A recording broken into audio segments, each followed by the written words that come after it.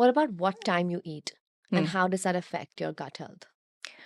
So we are, as a body, we work with the outside world, something called the circadian rhythm. So the more we function with the All the new sun, moms know what that is. which is probably completely out of whack and out of balance. And but so the more we function with the sun outside, the better it is. Okay, because your body naturally has this cycle where inside metabolism shuts down, your body slows down, intestines slow down, all of that motility reduces. If you are eating at midnight when your body is telling you, look, I want to actually be at low stress levels right now. My cortisol level is supposed to be at the lowest at midnight. My digestion is supposed to slow down. If you're eating a meal, then it's going to be very difficult for your body to kind of deal with that, right? So you are going to have issues with motility. You will have digestive issues. And the biggest telltale sign that I can see from that, where we're relating kind of gut to the circadian rhythm, patients come to me the next morning and they're like, I'm never hungry in the morning. I just don't need anything. And I'm like, what time did you go to bed? I went to bed at 12 and I eat at 11. And I'm like, there you go. We need to start changing things hour by hour. And I think it's always important to meet a patient halfway, right? We're not going to change habits immediately. But if you start changing your meals, ideally 2 to 3 hours before bedtime, you will start finding that you digest much better. Honestly, there's so many things that even you've asked me to do that don't align with my life at Yeah. all. Yeah. But But you you and you have to make the changes. Like if you want to see a change in your life, like you'll you'll have to have to change make your the life. changes. Yeah. It's just like as simple as that. Okay. So, So of course there's exceptions, right, to the rule. Like yes. what I do on the weekend, I don't even tell you about that. Like literally. So Yeah. even if I'm like binge drinking or whatever, like But there's binge no eating, judgment. yeah, I know. I love that. I love that there's no Yeah. judgment. But I feel like there is like that. And I think this applies to anything in life, right? That there is that 80-20 rule, which is like Yeah. 100%. 80% of the time you do everything, 20% of the time you give yourself that leeway to just Yeah. mess up, Yeah. right? Make the mistakes, do your own thing, don't live by And the book. I don't even think it's mistakes. I think it's just normal life Yeah. kicking in, which Yeah. is fine. Yeah. I always tell my patients, even if you're 1% better tomorrow than you were today, that's a huge win for me. What is the ideal time to have your breakfast after waking up? Like, for example, and the reason I ask this is because for me, when I wake up, Hmm.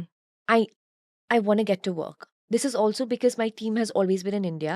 Yeah. I lived in Belgium for 5 years. So they started 3.5 to 4 hours before I started my work. Yeah. Now I'm in Dubai.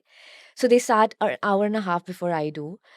So whenever I wake up, I'm rushing to get to work. Yeah. And for me, I've had this mental thing that before I get to work, I want to have my breakfast Yeah. because I'll be energized and I'll be more productive when my Yeah. stomach is full. Yeah. And I feel like this is something that Has changed for has you, right? changed. Like I've been able to question it. What is the ideal time to eat after waking up? I would say in the next few hours, there's no ideal time per Mhm. se. Okay. But fuel yourself in the morning. This whole concept of if you're waking up hungry and you understand you're hungry and you need that fuel and you have a busy day, by all means, please eat. Don't feel like you need to down coffee and suppress your hunger and your appetite and keep going till midday because you've told yourself you need to fast. No. Mm. Once you have your breakfast, wait for the hunger fullness signals to kind of kick in, have your meals as they are. And then as you see the sun setting, that's when you kind of start thinking about, I need to have my last meal of the day. And that's the ideal kind of window for you to have with the sun, with sunrise, with sunset. So diving more into this whole gut wealth conversation, I've been having this water concoction that I think has been miraculous. Yeah. But I'm kind of feeling like, why is everyone not having it?